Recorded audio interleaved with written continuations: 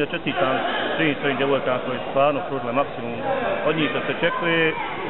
Sve što smo se dogovorili, što smo radili na treninzima u prvom poluvremenu nismo baš ispoštovali, odnosno nisu ispoštovali.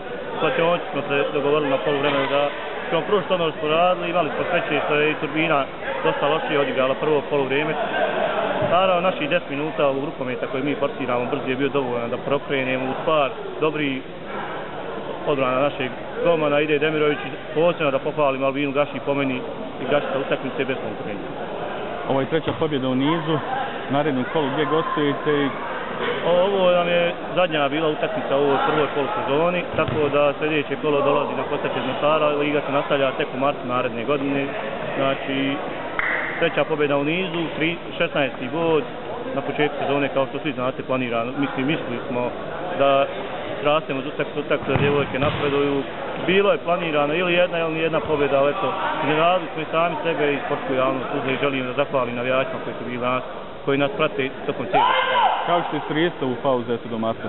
Pa ovu pauzu odmah nam počinje omladinska liga, kao što znate 90% ekipe igra omladinsku ligu, osim 2 igrača. Nastavljamo s radom, nema nikakve pauze, pripremamo za omladinsku ligu, planiramo da osvojimo kantonalno prvenstvo, da idemo na državno prvenstvo, da pokažemo da se odigra rukomet, da se vraća rukomet, da imamo potencijala, da imamo nade za bolje sutra. Dobro,